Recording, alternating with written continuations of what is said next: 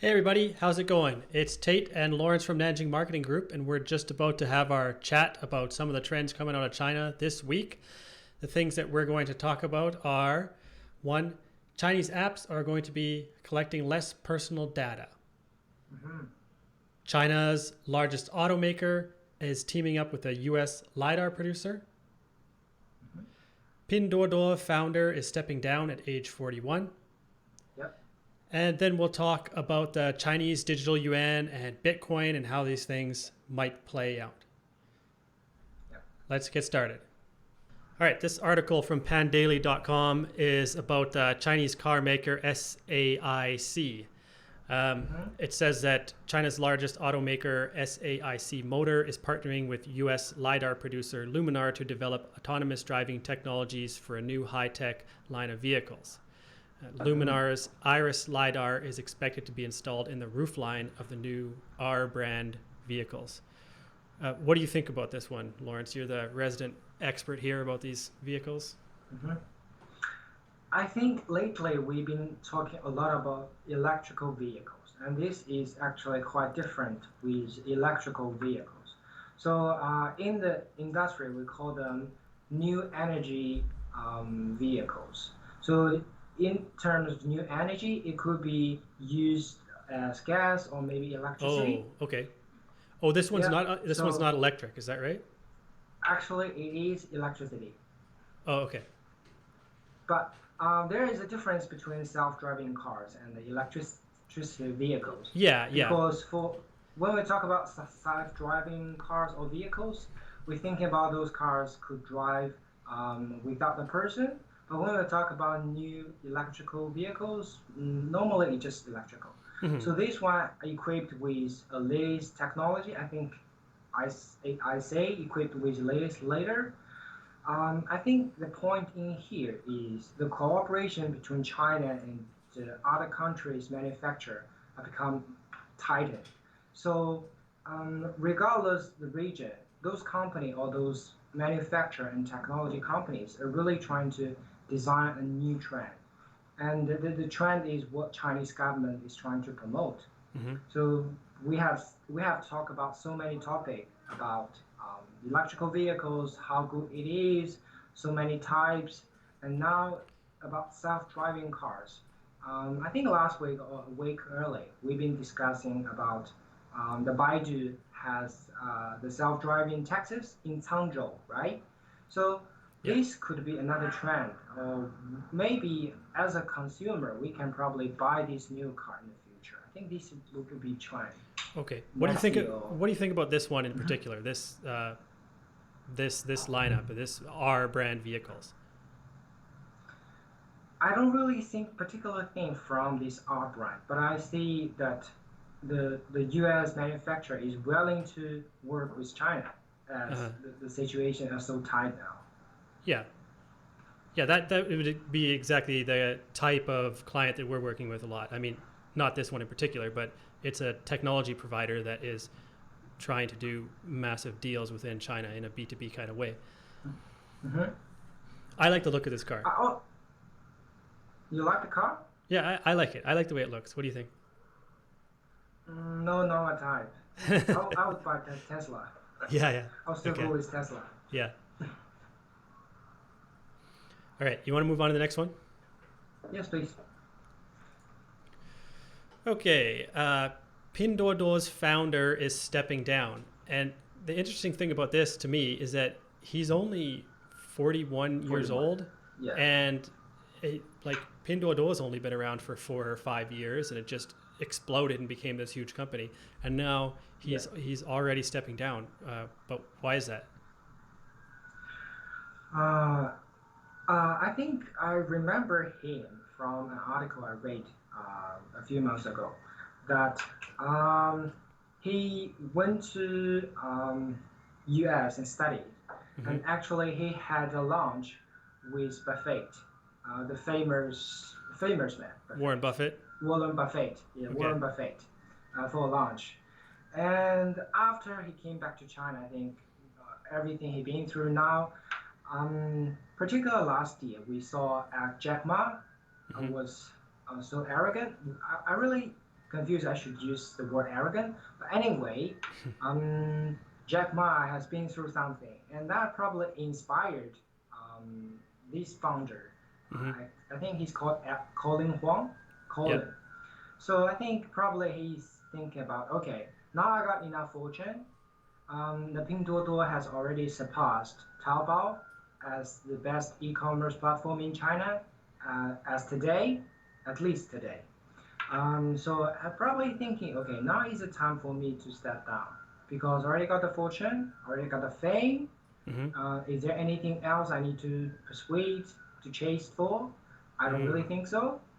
Besides, he's only stepped down from the CEO to the chairman.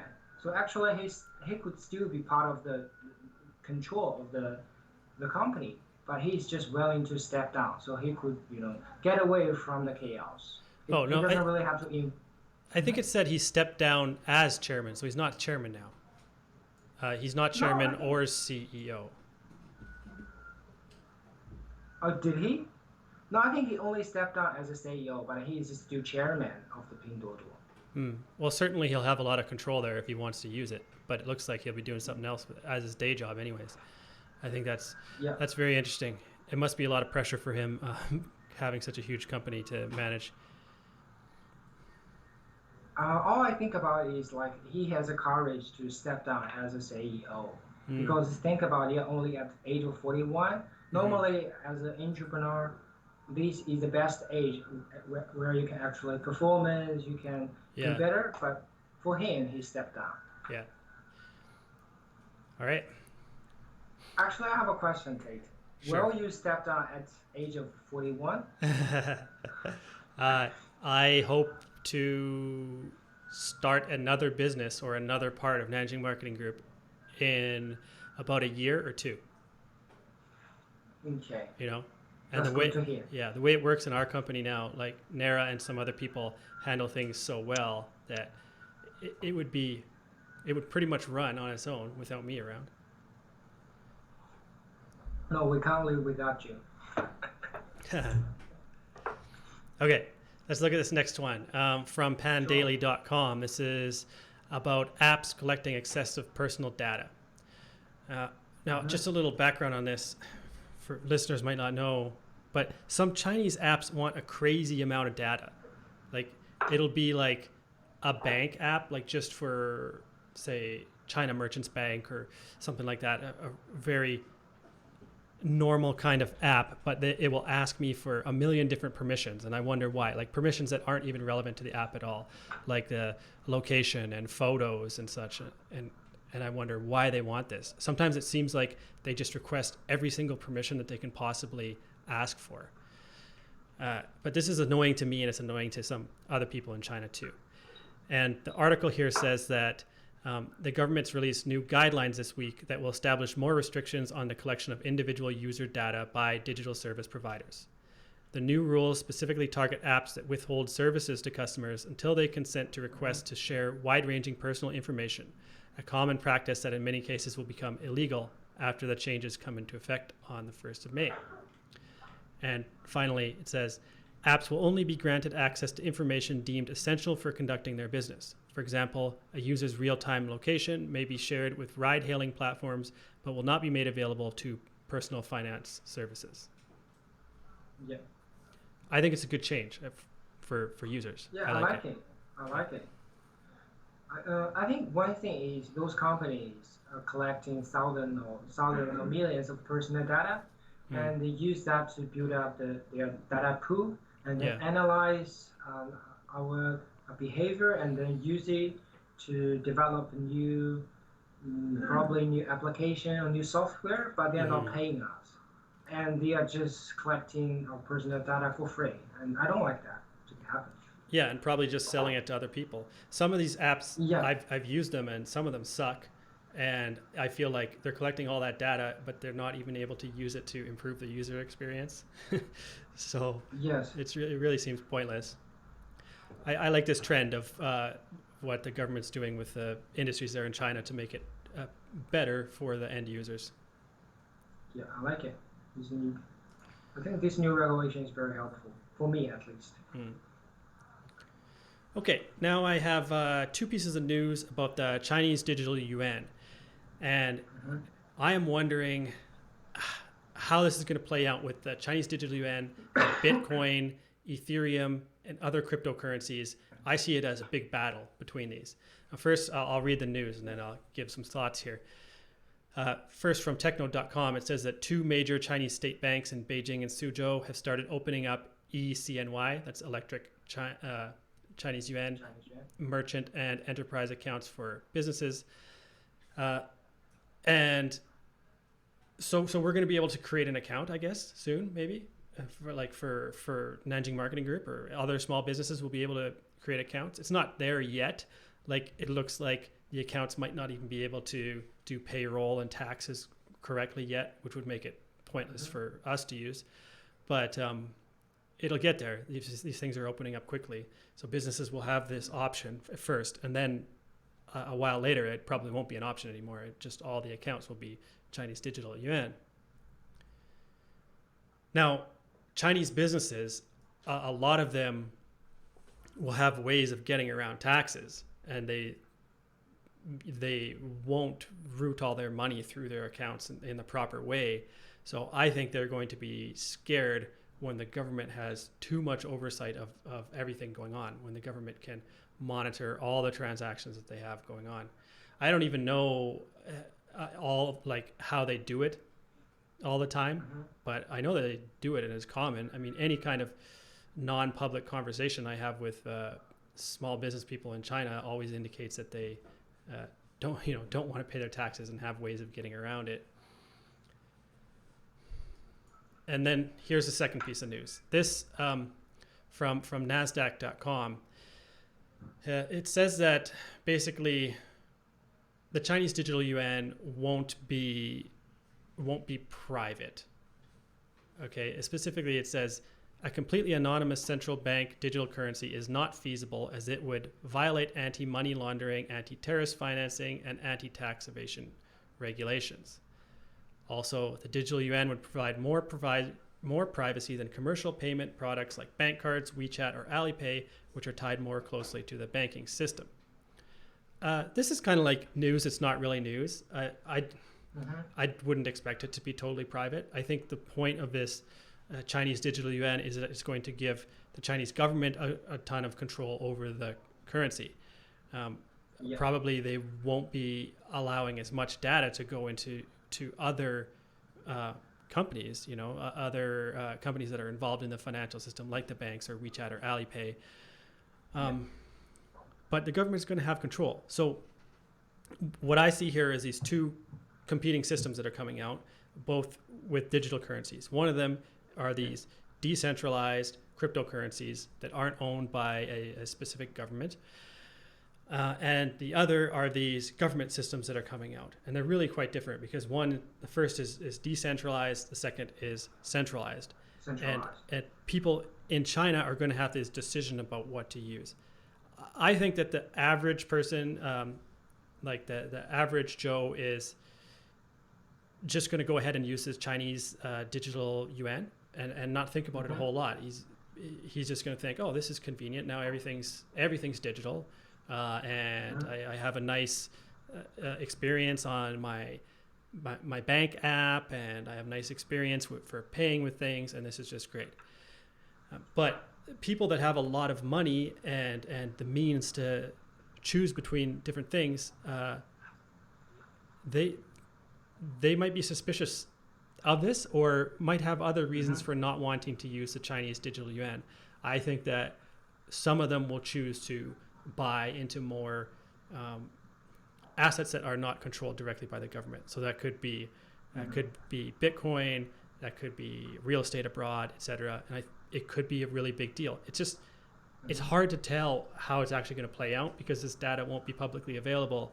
So I'm thinking more about my experiences when I drink a bunch of baijiu with somebody in China that has a lot of money, and then talk to them about risks in the world, and usually they have a pretty good understanding and they have an idea of how to get around government restrictions and how to get residency in other countries and do all these things. And I think those people with money are going to, it's a big opportunity for cryptocurrencies. This Chinese digital yuan will create an opportunity for cryptocurrencies.